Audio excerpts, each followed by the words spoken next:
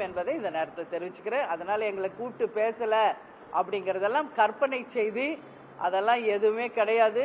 எல்லாரையும் முடிச்சுட்டு அவங்க தான் ஏற்கனவே அவங்களுடன் பயணித்தவர்களுடைய கூட்டணியை முடித்து தேமுதிகவையும் இன்னும் ஓரிரு நாட்களில் அழைக்க இருக்கிறார்கள் என்பதையும் இந்த நேரத்தில் நான் தெரிவிச்சுக்கிறேன். இல்ல, நான் தான் தெளிவா சொன்னேன். நாங்க அங்கம் வகிக்கும் கூட்டணி சார்பாக திமுக காங்கிரஸ் கூட்டணி, அந்த கூட்டணியில் தான் தேமுதிகவும் நிச்சயம் புதுச்சேரியிலும் போட்டியிடுகிறோம் என்பதை நான் தெளிவாக சொல்லிட்டேன். ஒருத்தர் கூட ஆப்சென்ட் கிடையாது. அதற்கு தான் முதல்லயே எங்க மாவட்ட செயலாளர்களுக்கு நான் பாராட்டும் தெரிவிச்சிட்டேன். 100க்கு 100% அத்தனை மாவட்ட செயலாளரும் இன்னைக்கு இங்க இருக்காங்க.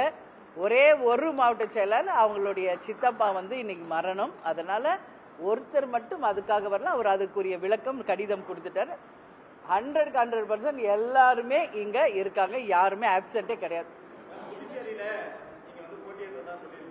எதுங்க?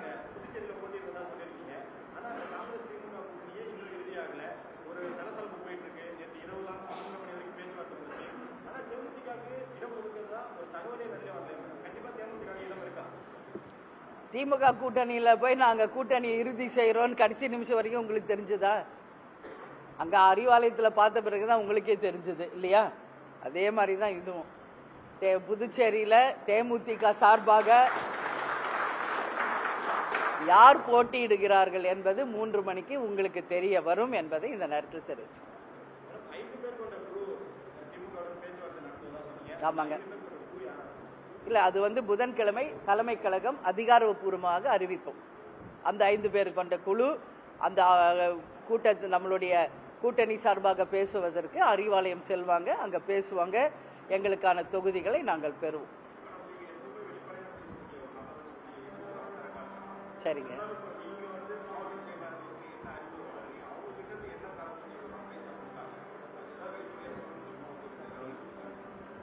முதல்ல ஒரு ஐஸை வச்சுட்டே அப்படியே ஆரம்பிக்கிறீங்க. எதையுமே நீங்க வெளிப்படையா சொல்வீங்கன்னு. நான் எப்பவுமே எதுவுமே மறைக்கணும்ன்றது கிடையாது. ஏன்னா மடியில கனம் இருந்தா தான் வழியில பயம். தேமுதிகவை பொறுத்த வரைக்கும் எங்கள் மடியிலே எந்த கனமும் இல்லை. அதனால நாங்க சொல்வதில் எங்களுக்கு எந்த பயமும் இல்லை. அதனால உங்ககிட்ட நான் சொல்றேன், எங்கள் மாவட்ட கழக செயலாளர்கள் எங்களுடன் 21 வருஷம் பயணிக்கக்கூடியவர்கள் தான். இந்த தேர்தல் என்பது அவங்களுக்கு ஒன்றும் புதுசு கிடையாது. எத்தனையோ தேர்தல்களை கேப்டனுடன் 2006 இருந்து இப்போ 2026 வரைக்கும் சந்திச்சவங்க தான். புதுசாக அவங்களுக்கு நாங்கள் ஆலோசனை வழங்க வேண்டும் என்றோ கருத்துக்கள் சொல்ல வேண்டும் என்பதோ எல்லாம் கிடையாது. வர இருக்கின்ற தேர்தலுக்கு நாம் எப்படி தயாரா இருக்கணும், நம் பணி என்ன, நமக்கு கிடைத்த அந்த தொகுதிகளை நாம் எப்படி வெற்றி பெற வேண்டும், களத்தில் நாம் எப்படி கள வீரர்களாக நம்மளை நிரூபிக்க வேண்டும், நமக்கு கிடைத்த அந்த தொகுதிகளை அத்தனையும் நாம் எப்படி வெற்றி பெற செய்ய வேண்டும் என்ற வியூகங்கள் நாங்க பேசியிருக்கோம். அதற்கு மாவட்ட கழக செயலாளர்களும் அவங்களுடைய கருத்துக்களை சொல்லியிருக்காங்க. எனவே நிச்சயமாக அவர்கள் கருத்துக்களை அத்தனையும் நாங்கள் ஏற்றுக்கொண்டிருக்கிறோம். அதனால் நல்ல வியூகம் அமைத்து எங்களுக்கு கிடைக்கின்ற அந்த தொகுதிகளில் நிச்சயம் வெற்றி பெற அனைவரும் சேர்ந்து ஒன்றாக உழைப்போம், வெற்றி பெறுவோம் என்பதை தெரிவித்துக் கொள்கிறேன்.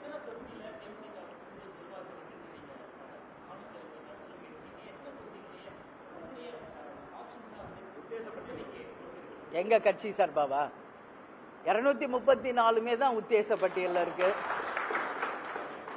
ஏன்னா 2006 தேசிய முற்போக்கு திராவிட கழகம் 234 தொகுதிகளிலும் போட்டியிட்ட ஒரு கட்சி. இங்க இருக்கிறவங்க முக்காவாசி பேர் அப்பயே வேட்பாளர்கள் தான்.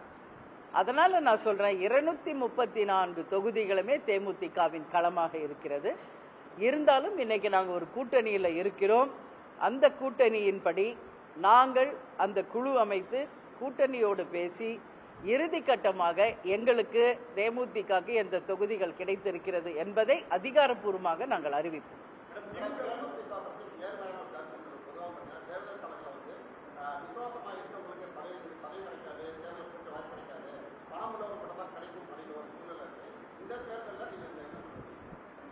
இப்போ மற்றவங்கெல்லாம் ₹1 கூட செலவு பண்ணாம களத்தில் நிற்கிறாங்களா வேட்பாளர்கள்? அது எந்த கட்சியாக இருந்தாலும் இல்ல, மற்ற கட்சிகள் மட்டும் என்ன பண்றாங்கன்னு நான் கேட்கிறேன். அரசியல் என்பது இங்க என்னன்னா, இன்னைக்கு தேர்தல் என்றாலே அதற்கு இன்னொரு மீனிங் பணம். ஆனா எங்க கட்சியை பொறுத்த வரைக்கும் அது மட்டுமே கிடையாது. நான் முதல் லைன்லயே எங்க நிர்வாகிகள் கிட்ட நான் சொல்லி இருக்கிறது, ஃபர்ஸ்ட் பிரியாரிட்டி விசுவாசம் இருப்பவர்களுக்கு தான் அந்த வாய்ப்பு வழங்கப்படும். அதுதான் நான் என்னுடைய ஃபர்ஸ்ட் பிரியாரிட்டியா நான் சொல்லியிருக்கேன். அதனால இங்க இருக்கிறவங்க ஏற்கனவே எம்எல்ஏக்களாக ஜெயிச்சவங்க, எல்லா மாவட்ட செயலாளரும் தேர்தல்களில் போட்டியிட்டவர்கள், அவங்களுக்கு தெரியும் எவ்வளோ தேர்தலை சந்திச்சவங்க, ஒரு தேர்தல்னா எவ்வளவு செலவு வரும் என்பது அவங்களுக்கே தெரியும். அதனால அதை நாங்க சொல்லி தான் அவங்க தெரிஞ்சுக்கணுன்றது கிடையாது. எனவே இங்க விசுவாசத்திற்கு தான் முதல் இடம், அதுல மாற்று கருத்து இல்லை.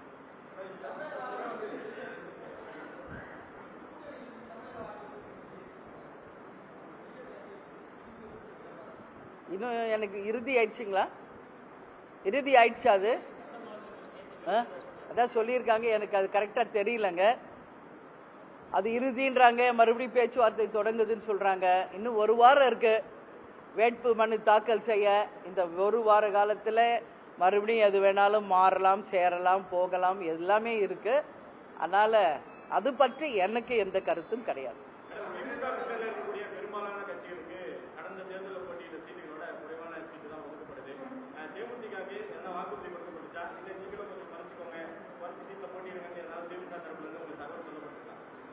எங்களுடைய நம்பர் ஆஃப் சீட்ஸ் அறிவிக்கும் போது அதற்கான அறிவிப்பை உங்களுக்கு நான் சொல்றேன், சரிங்களா? ஏன்னா தேமுதிக இன்னைக்கு தமிழ்நாடு முழுக்க மூன்றாவது மிகப்பெரிய அங்கீகரிக்கப்பட்ட கட்சி. ஏற்கனவே பல தேர்தல்களில் தனியாக களம் கண்டு 10% மேல் வாக்கு சதவீதத்தை வாங்கி நிரூபித்த ஒரு கட்சி. எதிர்கட்சி தலைவராக கேப்டன் அவர்கள் இருந்த ஒரு கட்சி. எங்களுடைய 29 சட்டமன்ற உறுப்பினர்கள் சென்று எதிர்கட்சியாக இருந்த ஒரு கட்சி.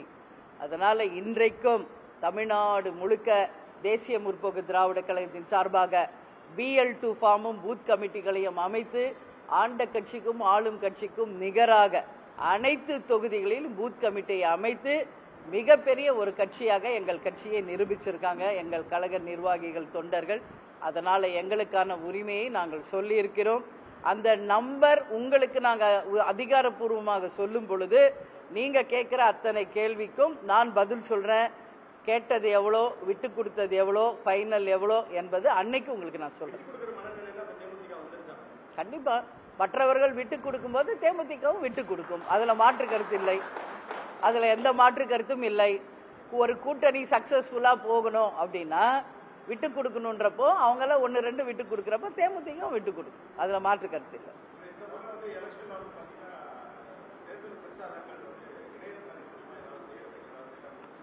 சோசியல் மீடியால அதுவும் இருக்குங்க, சோசியல் மீடியாலையும் ஒரு பக்கம் இருக்குங்க. ஆனா தமிழ்நாடு தேர்தலை பொறுத்தவரை களத்திலே இறங்கி மக்களை நேரடியாக சந்திப்பதுதான் உண்மையான தேர்தல் பிரச்சாரம். அதுல நம்பர் 1 இடத்துல களத்திலே வீரர்களாக பணியாற்றியவர்கள் தேமுதிக நிர்வாகிகள், தொண்டர்கள் என்பது நிரூபிக்கப்பட்ட ஒரு விஷயம். அதனால நிச்சயமாக களத்திலே எங்களுடைய கழகத்தின் வெற்றி வீரர்கள் தங்களுடைய திறமையையும் நிச்சயமாக உழைப்பையும் நிரூபிப்போம் என்பதை தெரிவிச்சுக்கிறோம்.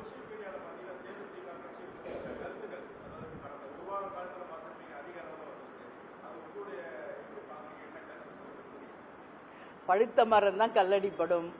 நான் ஏற்கனவே இதை பற்றி நிறைய சொல்லிட்டேன். நான் யூஸ்வலா யூடியூப்ஸ் பார்க்கறது கிடையாது, எங்க நிர்வாகிகளுக்கே அது தெரியும். இருந்தாலும் நீங்க கேட்கறதுனால நான் சொல்றேங்க, உண்மைக்கு புறம்பாக அது 0.1% கூட உண்மை இல்லாத ஒரு விஷயத்தை அவங்க பரப்பிக்கிட்டு இருக்காங்க. ஏன்னா அவங்களுக்கு சொல்றதுக்கு வேற எதுவுமே கிடையாது. தேமுதிகவை பத்தி குறை சொல்றதுக்கு வேற எதுவுமே இல்லை. லஞ்ச ஊழல் வழக்கு இருக்கு, சொத்து குவி வழக்கு இருக்கு, கள்ளச்சாராய வழக்கு இருக்கு, குண்டர் சட்டத்துல கைது இருக்கு, ஏதாவது கனிம வள கொள்ள வழக்கு இருக்கு, ஊழல் வழக்கு இருக்கு. இந்த மாதிரி ஏதாவது ஒரு குற்றம் தேமுதிக மேல யாராவது சுமத்த முடியுமா? ஒரு குற்றம்.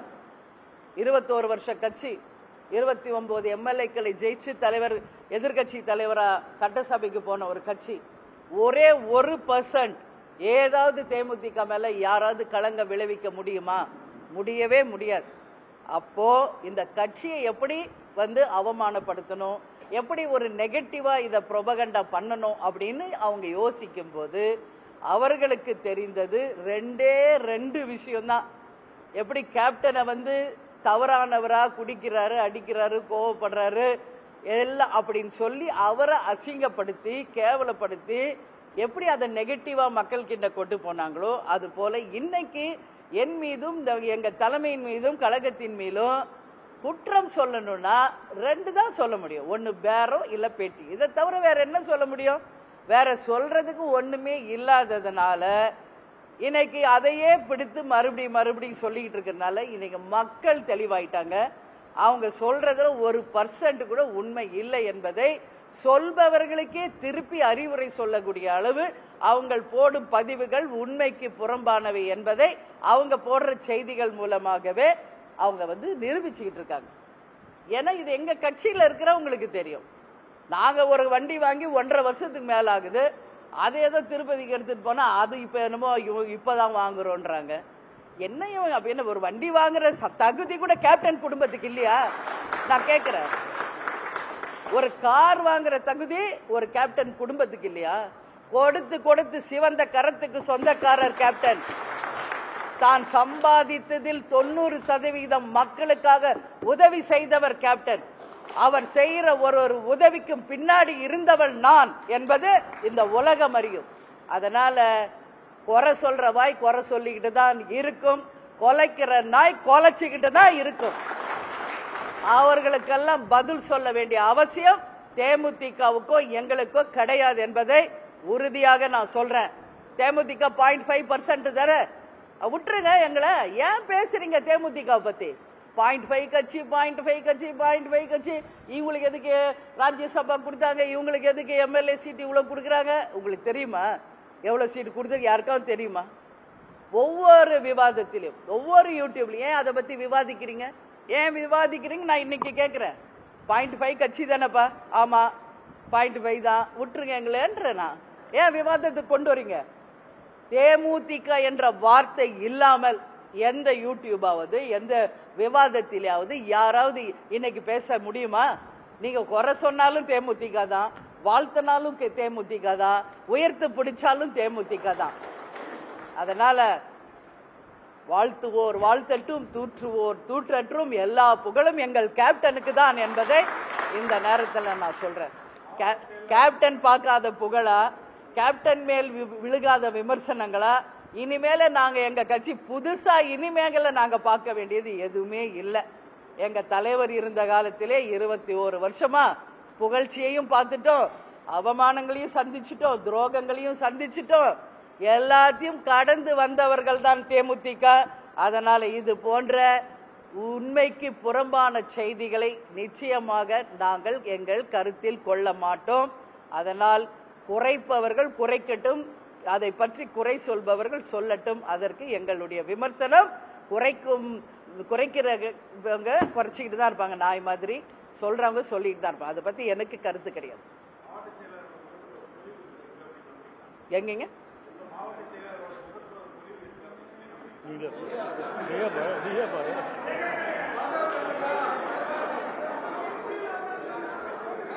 அப்படியே பாருங்க, அப்படியே பாருங்க, அப்படியே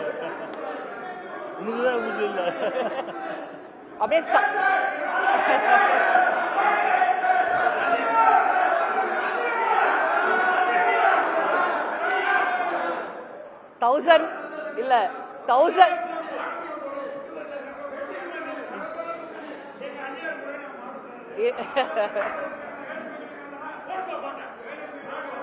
இல்ல இல்ல ஒரு நிமிஷம். எங்களுடைய மாவட்ட கழக செயலாளர் முகத்தில் பிரகாசம் இருக்கான்னு கேக்குறீங்களே? 1000 வாட்ஸ் பல்பு மாதிரி இருக்காங்க எங்க ஒவ்வொருத்தரும். அந்த பௌர்ணமி நிலவின் முகமாக எங்கள் மாவட்ட கழக செயலாளர் முகத்தை நான் பார்க்கிறேன். அதனால நீங்க நினைக்கிற மாதிரி இந்த கட்சியை வந்து ஏதாவது உடைச்சிடலாமா, ஏதாவது பண்ணலாமான்னா அதுக்கு தேமுதிகவில் இடம் இல்லை என்பதை எங்கள் மாவட்ட கழக செயலாளர்களை நிரூபிப்பாங்க.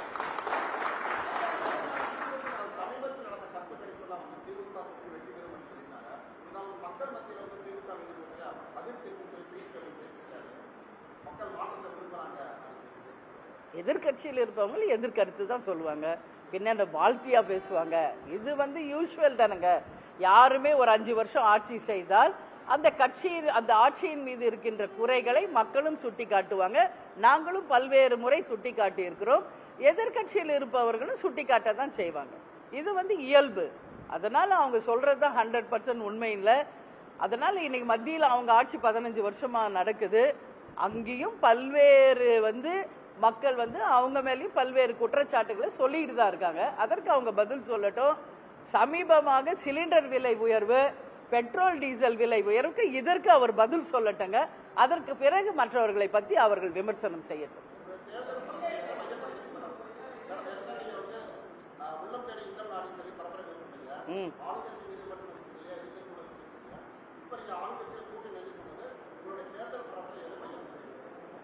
தேர்தல் பரப்புரை இன்னும் ஒரு வாரத்தில் ஆரம்பிக்க இருக்கிறது. உங்களுக்கே தெரியும் என்னுடைய தேர்தல் பரப்புரை எப்படி இருக்குன்னு.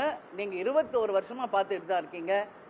எங்களுடைய தேர்தல் பரப்புரை தமிழ்நாட்டுக்கும் தமிழக மக்களுக்குமா ஒரு நல்ல திட்டங்களை வடிவமைத்து சொல்வதாகவும், எங்கள் கூட்டணியில் இருக்கும் திமுக கொடுக்கின்ற தேர்தல் அறிக்கையை ஒற்றியும், எங்கள் வேட்பாளர்கள் போட்டியிடும் அந்த தொகுதிக்கு உரிய அந்த தேவைகளையும் நாங்கள் மையமாக கொண்டு இந்த தேர்தலில் மக்களுக்காகவும் நாட்டுக்காகவும் நாங்கள் பேசுவோம்.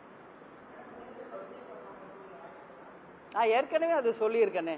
அத்தனை மாவட்ட செயலாளர்கள் விருப்பமும் அதுவாக இருக்கு. இன்னைக்கு பேசினவங்களுடைய விருப்பமும் அதுவாக இருக்கு. அவர் ஏற்கனவே எம்பி தொகுதியில, அதாவது விருதுநகர் தொகுதியில் போட்டியிட்டு வெற்றி பெற்று அந்த வெற்றி பறிக்கப்பட்டதும் எல்லோருக்குமே தெரிந்த ஒரு உண்மை. அதனால நிச்சயமாக அவர் போட்டியிடுகிறாரா இல்லையா என்பதை எங்கள் மாவட்ட கழக செயலாளர்கள் எல்லாரையோடையும் நாங்கள் பேசி உரிய நேரத்தில் உங்களுக்கு அறிவிக்கிறோம்.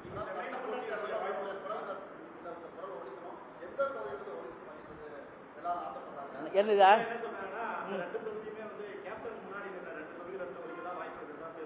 சரிங்க சரிங்க, அதான் நீங்களே சொல்றீங்க.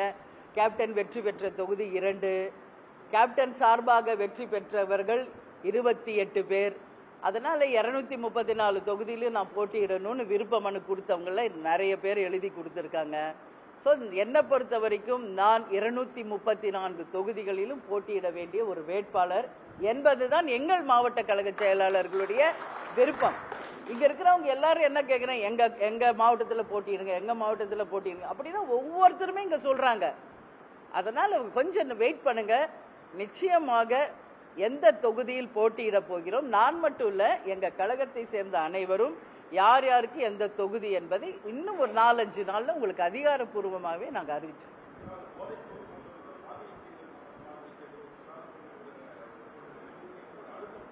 இல்ல அது ரொம்ப ரொம்ப கண்டிக்கக்கூடிய ஒரு விஷயம். தொடர்ந்து என்னுடைய அறிக்கைகளை நீங்க பார்த்துக்கிட்டு இருக்கீங்க. விமென்ஸ் டே அன்னைக்கு கூட நான் என்னுடைய இதே மாதிரி ஒரு பிரஸ் மீட்ல என்னுடைய கடுமையான கண்டனத்தை, பெண்களுக்கு எதிராக பேசுபவர்கள் யாராக இருந்தாலும் இதோட உங்களுடைய பேச்சுக்களை, பெண்களை அவமானப்படுத்தும் செயல்களை நிறுத்திக்கணும் அப்படின்னு என்னுடைய பர்த்டே செய்தியா சொல்லியிருக்கேன். என்னுடைய பிறந்த நாளே பெண்களுக்குரிய நாளாக நான் அறிவிச்சிருக்கிறேன். எனவே பெண்களுக்கு எந்த ஒரு பாலியல் வன்கொடுமையோ சீண்டலோ எந்த ஒரு தவறுகளோ நடந்தால் தேமுதிக முதல் ஆளாக களத்தில் இறங்கும் என்பதில் எந்த மாற்று கருத்தும் யாருக்கும் எப்பொழுதும் தேவையில்லை. நானே ஒரு பெண் தலைவர், என்னுடைய முழு சப்போர்ட் லேடிஸ்க்கு என்னைக்கும் உண்டு என்பதை தெரிவிச்சுக்கோ. ஓகே, நன்றி. நீங்க எல்லாரும் இருந்து சாப்பிட்டுட்டு போகணும்னு சொல்லி நான் கேட்டுக்கிறேன்.